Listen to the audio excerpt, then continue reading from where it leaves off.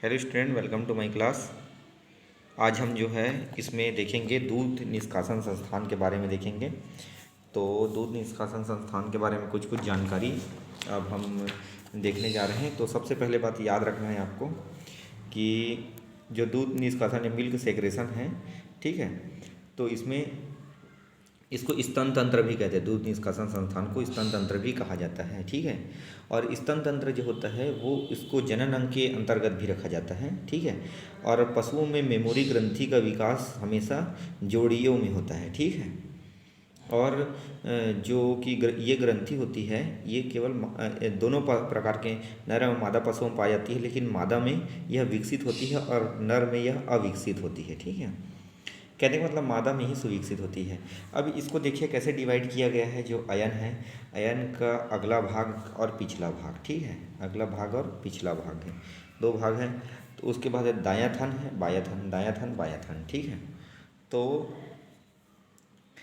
मैं ये कहना चाहूँगा, मेमोरी ग्रंथि जो होती है वो जोड़ी में होती है। सबसे पहले बात तो याद रखना है, मेमोरी ग्रंथि जो होती है पशुओं में दूध निकालने वाली ग्रंथि को मेमोरी ग्रंथि कहते हैं, स्तन तंत्र को मेमोरी ग्रंथि कहते हैं। और ये जोड़ी में पाई जाती है, ठीक है। जैसे गाय भैंस में 2 जोड़ी, भेड़ बकरियों में 1 जोड़ी पाई जाती है, ठीक है। और मेमोरी ग्रंथि एक त्वची ग्रंथि है जिसकी संख्या और स्थिति अलग अलग पशुओं में अलग अलग होती है, ठीक है।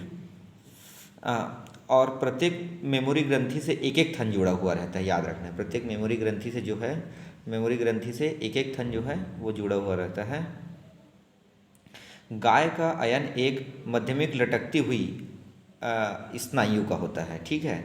और जो थन होता है उससे जो दूध निकालने की प्रक्रिया है वो 2 तरीके से होता है। एक ब्लड सिस्टम से होता है, से पढ़ते हैं उसको, और दूसरा होता है नलिका सिद्धांत है, डक्ट सिस्टम होता है, और एक ब्लड सिस्टम होता है। 2 सिस्टम से के बारे में पढ़ते हैं दूध निष्कासन के लिए दरअसल में। और हम यहाँ पर ये देखिए, जैसे इसमें लिखा हुआ है गाय की ये चारों भाग एक दूसरे से सटे हुए रहने के बावजूद भी झिल्ली से जुड़े रहते हैं। इन चारों भागों को एक क्वार्टर्स कहते हैं, ठीक है, ये याद रखना, क्वार्टर्स कहते हैं। मैं आपको एक इंटरेस्टिंग बात बताता हूँ इसमें। ये जितना भी चीज़ दिया हुआ है इसको हम अपने भाषा में समझेंगे, ठीक है। कि पहले इसको समझा देते हैं, फिर हम अपने भाषा में समझेंगे। दूध को बनाने वाला भाग असंख्य कुपिकाओं या अलग अलग स्रावी कोशिकाओं से घिरे हुए छोटे कोष्ठों से बना रहता है, याद रखना है इसको, ठीक है। उसके बाद एक कुपिका में से एक नलिका निकलती, डक्ट निकलती है, या एक बड़ी नलिका से जा मिलती है, ठीक है। और इसी प्रकार से हर एक कुपिका में रक्त अनेक छोटी छोटी रक्त नलिकाओं द्वारा पहुंचता है। कोशिका स्रावी कोशिकाओं के बाहर स्थित होती है। प्रत्येक कुपिका मांसपेशियों के द्वारा घिरी रहती है, ठीक है। अब ये तो इसके भाषा में है। अब ये मेरे भाषा से समझते हैं। ब्लड सिस्टम जो होता है, ब्लड सर्कुलेशन, इसके अंदर होता क्या है ये देखते हैं, ठीक है। तो इसमें है ब्लड सिस्टम के अनुसार दूध रक्त से छन कर बनता है, ठीक है। दूध जो होता है, दूध जो रहता है ना, इसमें दूध जो बनता है वो खून से छन करके बनता है। सबसे पहले चीज़ तो याद रखो पॉइंट ऑफ व्यू से, कि जो दूध रहता है वो खून से क्या होकर बनता है, छन कर बनता है। जो खून रहता है वो धमनी द्वारा अयन में पहुंचाया जाता है, ठीक है। धमनी के माध्यम से अयन में पहुंचता है, याद रखना। धमनी के माध्यम से कहाँ पहुंचता है, अयन में खून पहुंचता है। अब धमनी द्वारा अयन में खून पहुंचता है, वहाँ पर इसके छानने का काम होता है ना। धमनी के द्वारा अयन में खून पहुंचा, उसके बाद इस खून को छानने का काम होता है, ठीक है। और छानने के बाद रक्त जो है वो शिराओं द्वारा, ठीक है, शरीर के विभिन्न भागों में पहुंचा दिया जाता है। धमनी से आता है, खून आएगा, खून आने के बाद छनने का काम होगा, छनेगा और शिराओं के माध्यम से शरीर के सभी भाग में पहुंचा दिया जाता है। अयन में रक्त पहुंचाने वाली धमनी को पुडिक धमनी कहते हैं। क्या कहते हैं, पुडिक धमनी, पुडिक धमनी कहते हैं, है ना। जो आता है खून उस कौन सा धमनी के माध्यम से आता है, पुडिक धमनी कहते हैं। यह अयन में प्रवेश करने के पश्चात 2 उपधमनियों में बढ़ता है, ठीक है। पुडिक धमनी 2 उपधमनियों में बढ़ता है। तो उसको एक को क्रोनियल कहते हैं और दूसरे को कोडल कहते हैं। एक को क्या कहते हैं, क्रोनियल, और दूसरे क्या कहते हैं, कोडल कहते हैं। ठीक है। ये स्फुटिक धमनी के माध्यम से आया और ये पुटिक धमनियाँ जो है दो भाग इसके, एक को क्रोनियल दूसरे को कोडल कहते हैं, ठीक है। अब इंटरेस्टिंग बात क्या है, जानने वाला ये है, जो क्रोनियल होता है वो अगले थन को और कोडल पिछले थन को रक्त पहुंचाता है, ठीक है।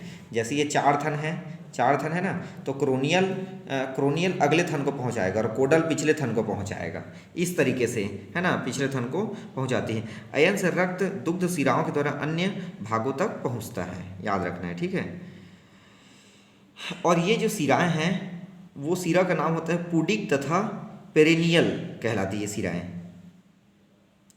जिन अयन में सिराएं जितनी टेढ़ी मेढ़ी होगी, ठीक है, और मोटी तथा उभरी होगी, वह अयन उतना ही अच्छा माना जाता है किसके लिए, दूध उत्पादन के लिए, ठीक है। और एक एवरेज होता है, एक एवरेज की बात बता रहा हूँ मैं, कि 400 लीटर रक्त अयन में प्रवाहित होने के बाद 1 लीटर दूध प्राप्त होता है। कितना, 400 लीटर जो खून है वो अयन में जाने से 1 लीटर दूध बनता है।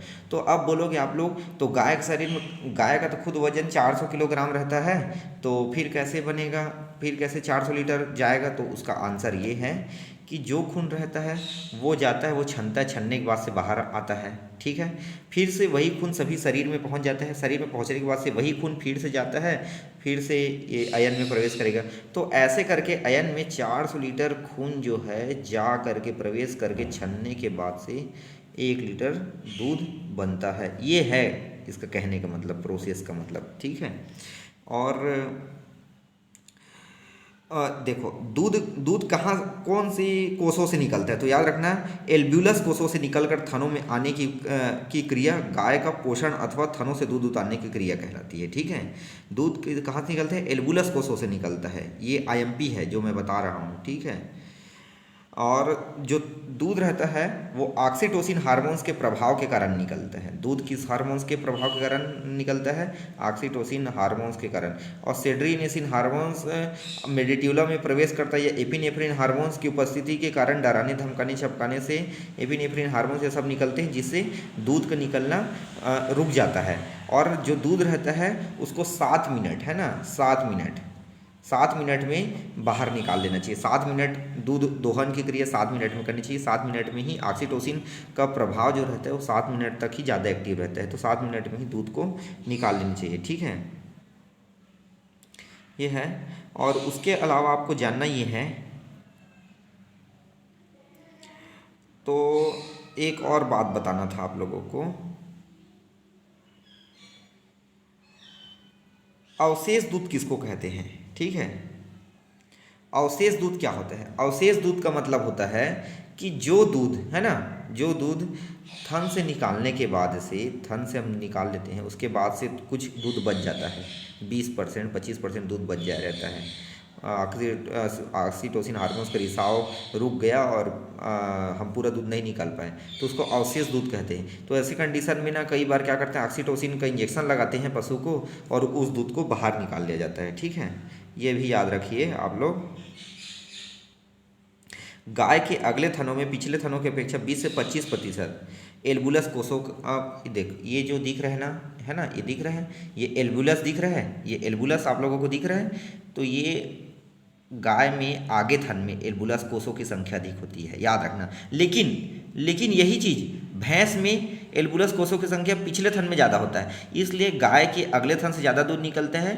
अगले थन से 60% दूध निकलता है और पिछले थन से 40% दूध निकलता है। भैंस में क्या होता है, एल्बुलस कोषों की संख्या पिछले थन में अधिक होती है, इसलिए भैंस में पिछले थन से 60% दूध निकलता है, अगले थन से 40% दूध निकलता है। ये दोनों चीज़ को भी याद रखेंगे अपन, ठीक है। तो इतना ही ध्यान में रखना है और इससे ज़्यादा नहीं रखना है। और एल्बुलस कोष गाय में कितना परसेंट पिछले की तुलना में ज़्यादा होता है, तो 25 से 30% होता है, बस, ठीक है।